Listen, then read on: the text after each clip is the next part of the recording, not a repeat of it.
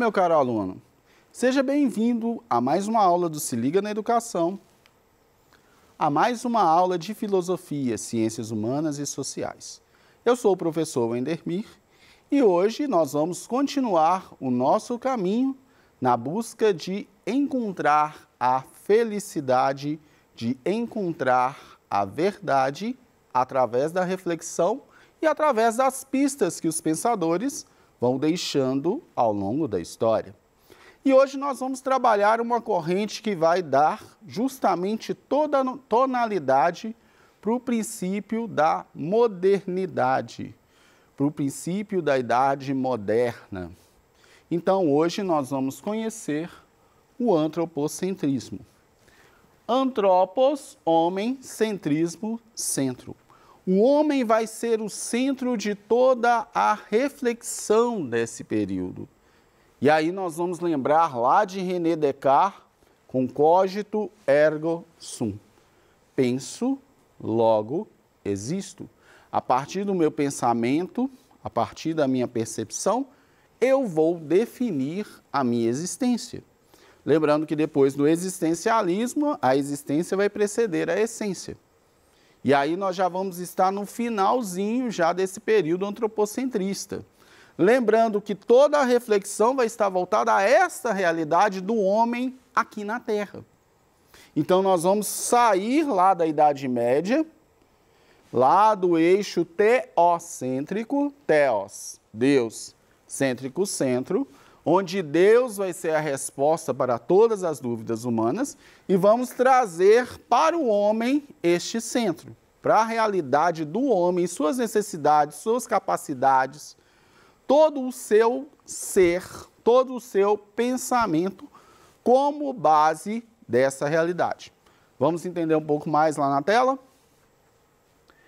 Então, o antropocentrismo é o pensamento que atribui ao ser humano uma posição de centralidade em relação a todo o universo, seja como um eixo ou um núcleo em torno do qual estão situados espacialmente todas as coisas. Cosmologia aristotélica e cristã medieval, seja como uma finalidade última. Essa doutrina cria uma independência humana da figura divina, que por muitos séculos foi predominante em quase todo o mundo. O antropocentrismo surgiu na Europa, sendo o heliocentrismo de Copérnico e o humanismo dois dos seus principais marcos. De acordo com Nicolau Copérnico, a Terra girava ao redor do Sol, e não ao contrário, como se pensava naquela época. Então, as descobertas científicas vão trazer esta atenção à realidade do homem na Terra. As questões divinas já não respondiam tudo. Lembrando que aqui nós ainda vamos ter um embate entre fé e ciência, entre ciência e religião. Então, muitas pessoas, vão para a fogueira nesse período, porque vão trazer uma realidade fora do pensamento da fé. Vão trazer uma verdade que não é comprovada pela fé. Aí vem a questão da heresia, que é justamente uma verdade que eu não posso comprovar pelos meios da fé. No entanto, quando eu percebo que aquilo que a religião trazia não responde totalmente o que é a verdade, o que é o real, quando Copérnico percebe que a Terra não é o centro do universo, que a Terra não é o centro do sistema solar, e sim o Sol que é o centro do sistema solar, e depois nós vamos ver Giordano Bruno, que vai trazer também uma outra realidade, que não existe só o sistema solar, existe o universo com diversos sistemas solares, com diversas realidades que podem existir vida também, porque muitas pessoas até hoje pensam que existe vida só na Terra, pensam que existe vida só no nosso planeta, sendo que a ciência já provou que, primitivas ou não, existem outras formas de vidas em outros lugares, em outros planetas. Então, Isso hoje já traz um pouco de problema para a mente de muita gente. Agora, você imagina isso lá atrás, por volta de 1400, 1500. Lembrando que o homem está descobrindo o mundo também nas navegações nesse período. Ele está vendo que o mundo não é só aquela Europa, não é só aquele pedaço de terra que ele conhecia, que a terra não é plana. Porque também tinha o pensamento da terra plana. O pensamento que os navios sumiam porque eles caíam no universo, porque a terra era como se fosse uma tábua. Então isso tudo vai trazer esta centralidade do homem. Isso tudo vai trazer com que o homem possa perceber e trabalhar essa realidade, este mundo a que ele está preso, a que ele pertence. Vamos continuar? Então vamos entender um pouco mais do heliocentrismo. Heliocentrismo é o nome do modelo estrutural cosmológico que coloca o Sol no centro do universo. Nicolau Copérnico, que apresentou em 1530 o modelo matemático que mais se aproxima do heliocentrismo após cerca de 30 anos de observação. Então, todo experimento científico vai requerer do pensador, do filósofo, para que haja uma comprovação e não só um eu acho, vai exigir provas, vai exigir estudo, vai exigir método, vai exigir aprofundamento. Então é o que você, aluno, está fazendo para definir a sua vida profissional. Então você está trabalhando ao longo de toda a sua vida provas, criando conhecimento para assumir uma posição na sua vida adulta. Então, toda coisa, tudo que nós fazemos, tudo que foi feito pela humanidade, nós tivemos que criar métodos, nós tivemos que aprofundar em conhecimento para chegarmos a uma conclusão. Lembrando que nem sempre a conclusão que é alcançada é uma conclusão que vai satisfazer e agradar a todos. Aqui nesse período, qualquer pensamento que fugia da religião não agradava. Qualquer coisa que contestava a perfeição do céu, a perfeição das coisas criadas por Deus, porque aqui já vai começar a perceber, olha, Deus criou o mundo, por aí vai. Mas não, Deus não criou só o mundo, existem outros mundos. O mundo não é o centro do universo, é o Sol que é. E isso tudo, gente, vai gerar muitos conflitos, vai gerar muitas contestações. Então, o que nós vamos ter aqui? Nós vamos ter o homem começando a perceber a realidade ao seu redor de uma forma mais concreta. Eu costumo dizer aos meus alunos que a humanidade, ela é como uma criança. Nos primeiros meses de vida, tem todo um mundo imaginário, toda uma dependência, né, ao seu redor, onde ela vai se adequar às realidades da família. Depois, com o passar do tempo, vira aquele momento de criança que começa a descobrir e explorar. Ainda tem muito do imaginário. Depois vem a adolescência, que é um período bem conturbado, porque todos aqueles mitos da imaginação vão começar a cair e a vida adulta já vai começar a cobrar uma postura. E a vida adulta propriamente dita, que é justamente o amadurecimento de todo o conhecimento adquirido ao longo da vida. Então, a humanidade ainda está na adolescência, gente. A humanidade ainda tem muito o que descobrir para chegar a um conhecimento maduro. E daí nós temos os diversos problemas que nós temos em todas as esferas da realidade. Mas vamos continuar aprofundando no antropocentrismo. Vamos lá ao humanismo. Movimento intelectual difundido na Europa durante a Renascença, inspirado na civilização greco-romana, que valoriza um saber crítico voltado para um maior conhecimento do homem e uma cultura capaz de desenvolver as potencialidades da condição humana. Em outras palavras, eu vou buscar aqui aprofundar no conhecimento da realidade, eu vou buscar aqui aprofundar nos métodos científicos, na forma de conhecer o mundo e provar este conhecimento. E aí nós vimos lá, né, Copérnico que vai provar o seu conhecimento, e daí nós vamos ver também toda a ciência que vai se desenvolver e vai trazer benefícios para a vida humana como um todo. Então, doenças que matavam vão começar a ser pesquisadas, vão começar a ser investigadas, e hoje nós temos, para doenças que antigamente matavam, hoje nós temos uma profilaxia da qual não se mata mais. Nós estamos vivendo essa realidade de pandemia.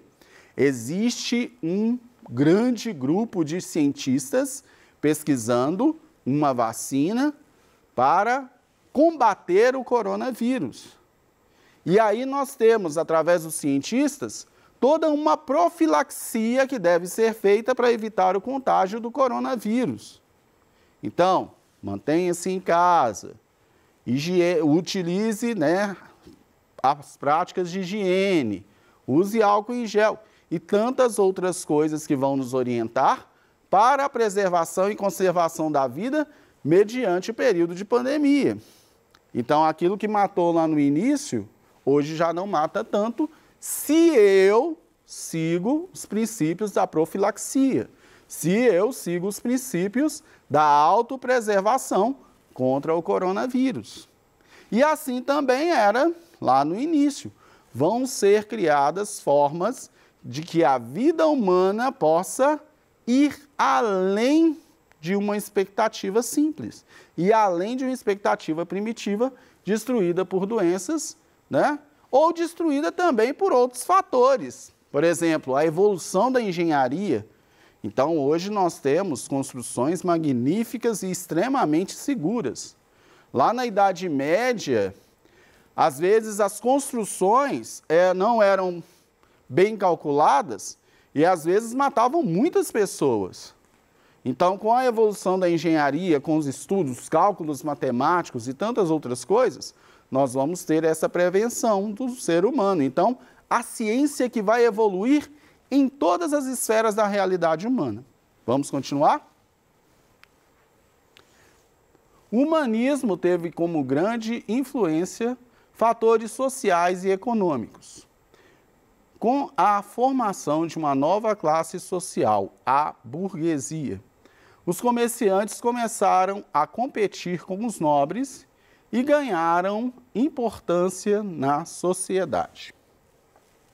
Vamos lembrar aqui do período feudal, vamos lembrar aqui dos servos ou vassalos, que vão trabalhar para os nobres, para os reis, porque os reis e os nobres, eles tinham a função divina de cuidar daqueles que não nasceram na nobreza, que não nasceram como reis. E aí nós lembramos lá de Montesquieu, nós lembramos do poder divino dos reis, nós lembramos do poder absolutista, nós lembramos dos reis déspotas, dos déspotas esclarecidos e de como massacravam o povo, de como o povo perdia, não tinha direitos além daqueles determinados pelos reis, pelos nobres.